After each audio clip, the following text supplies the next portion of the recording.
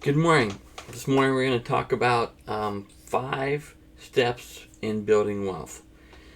Some of these steps you may have heard of, some of these steps you probably won't have heard of. These are the steps that I used to build from zero to a substantial portfolio that returns me income that I will retire on, in the near future. So let's get right into it. There are 5 of them, and I'll introduce you to them real quick. Number 1 is to invest regularly. Now, I don't know if you're a spender or you're a saver or you're someone that can put money, $50 in your wallet and look back a year from now and it's just sitting there because you didn't spend it.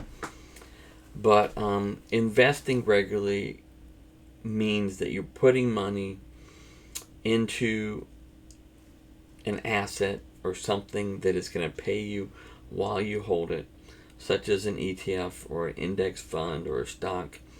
You can put it in there, every month, no matter what the market is doing, and you're not going to touch it. Not going to spend it, not going to sell it, not going to trade it, okay? You're going to invest regularly. Number 2, you are going to prepare for a crash. Now, market corrections and crashes occur. Major correction, once every 3 years. Minor corrections, once or twice a year. Now, when you do your regular investing, what I would suggest is, in order to do number 2, you set up a regular deposit to an account you don't touch, and that deposit is in cash, and then from that deposit you do the regular investment, the number 1. Okay, so let's say you do $200 every month to start out with in this account you don't touch, and you put $100 of investment.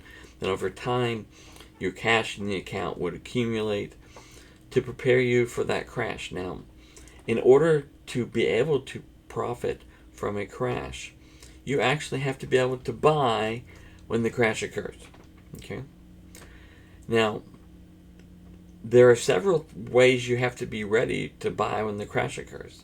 If you could think back to the COVID crash, you think back to the 2008 housing crash, did you buy? Well, the answer for most people, 99%, I can guarantee you, was no, they didn't buy. They didn't buy because they said they didn't have the money. If they had the money wasn't in the right account to be able to buy the dip because it was fast,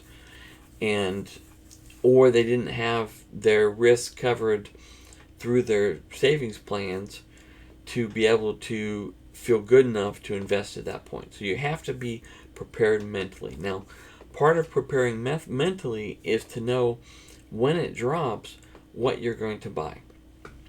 Now, I can tell you, if you're not prepared, what you should buy is whatever you invest in regularly.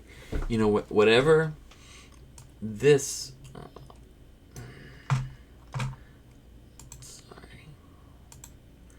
whatever this is, okay, which I would kind of go for index funds or some broad market, because in step number 1, you really don't know what to invest in. You have no advantage over the market in what you put money in, and in fact, most things you put money in, you probably have a disadvantage.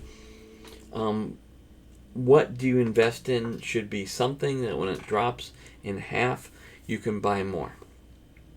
Okay, that's the only good investment. If you buy a house for $200,000, they drop to $100,000, will you buy more? If you won't, it's not a good investment. You shouldn't do it. Number 3, learn more assets. Now, if you don't know any assets, which is normal for most people, then you're trying to invest in something that is basically an investment in a broad range of assets. That's what an index fund is. I'm not going to think. I don't know assets. I'm just going to put it in there and let it go over a long period of time. Number 4, do not save.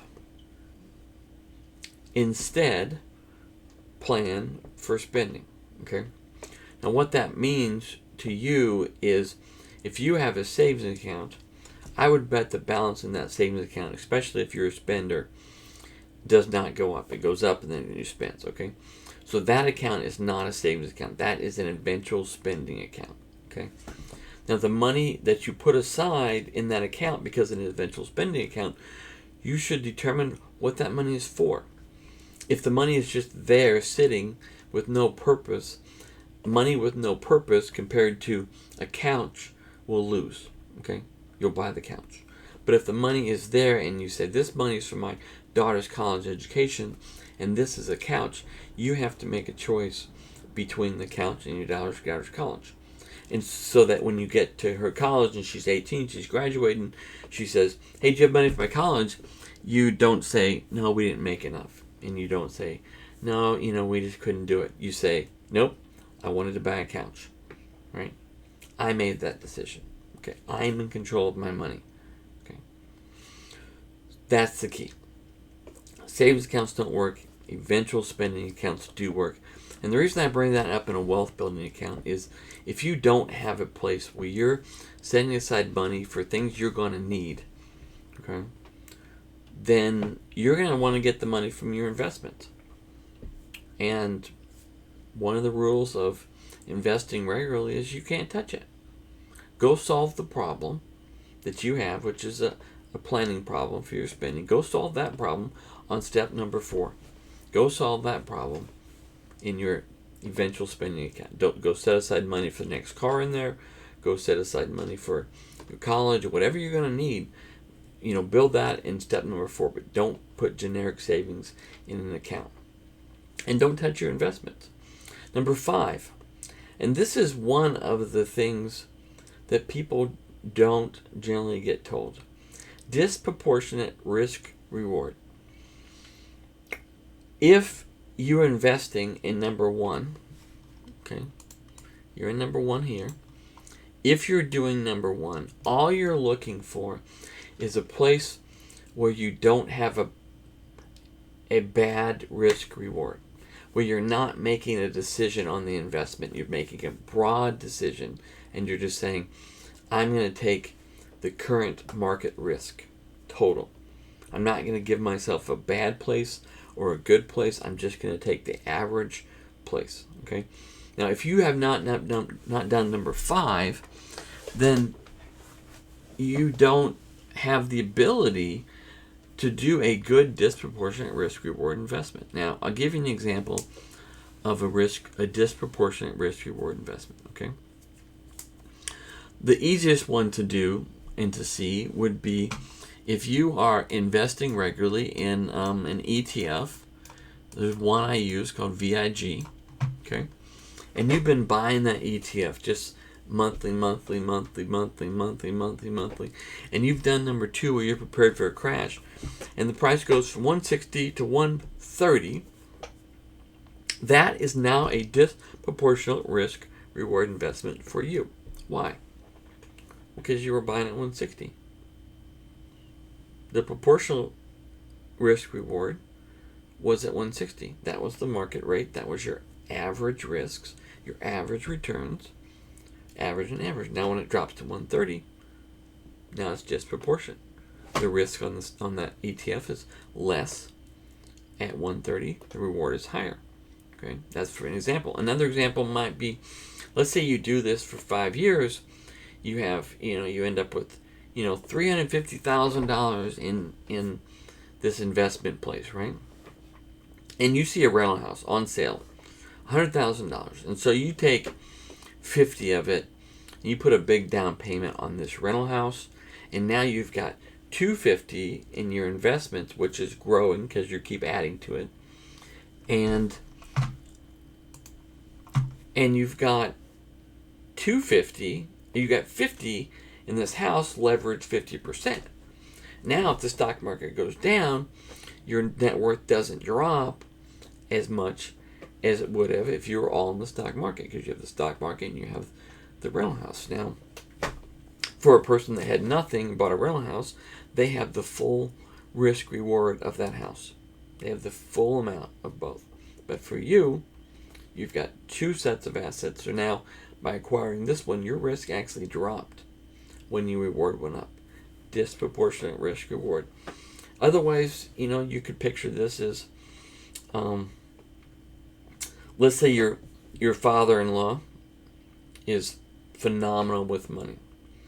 He happens to be a farmer, a rancher, and he's got cattle. Okay, and he's going to buy a new herd, and he asks you. He says it's a great time to get in. Prices are low, and you buy half the herd. Well, because he's done it before, because you have a good relationship there, your investment in cattle is much less risky than someone else's might be. And so that might be another disproportionate risk reward. What if you have 10 rental houses in one city, right? And you add number 11. Well, you've got the rents from the 10 houses to cover some of your risk, and number 11 is just kind of adding on to what you're doing. So disproportionate risk reward. Cryptocurrencies, you're into certain cryptocurrencies, you're staking them, and you're very experienced with that, and you add to that position. You might know the market better, might be in a dip, disproportionate risk reward. So the big way that you build wealth eventually is by, this number 5 here, right here, where you start getting into investments that you understand better than someone else does. So you know when to buy, you know what to buy, you know how to buy. But that takes a long period of time kind of to get where you understand that. But you can get into there easily by number 1, because number 1 over a long period of time gives you a view of that asset. If you've been carrying these ETFs, that are index funds, you've been carrying those for 5, 6, 7 years, you see the major dip, like in the stock market, like in 2020 March or April, then I'm 30% down. This is a great time to invest. Well, you know that because you did number 1. So number 1 and number 2 set you up to do number 5 automatically, at least in that asset class. And learning more things, experimenting more things can set you up to do that in other asset classes, because it's not always going to be the right time to invest in stocks. This is the time in the stock market that you want to do number 1, right? Invest regularly, but you're probably not going to buy a dip because the dips aren't there. And so, it's a medium time to put in the stock market. Now, would you stop? No. But this may not be the time that you pour all your money in there. Maybe, and real estate's the same way. Real estate's high right now. What's crypto valuations? So at different times, different years, there's different things, different asset classes that are, at good valuations for you to make investments. Now, if you don't understand one, then basically what you're doing is you're doing the regular investment. Maybe every 3 or 4 years, you're doing a dip investment, from being prepared for the crash.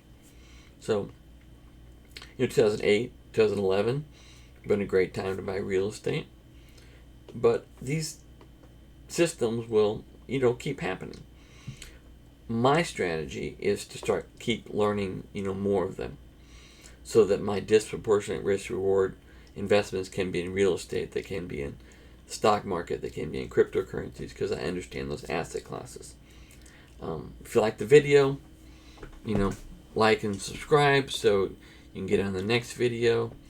I'll spend a little time next time talking about some spending versus saving techniques and some additional ways that you can take and manage your behavior, which is one of the keys to wealth. I'll talk to you later.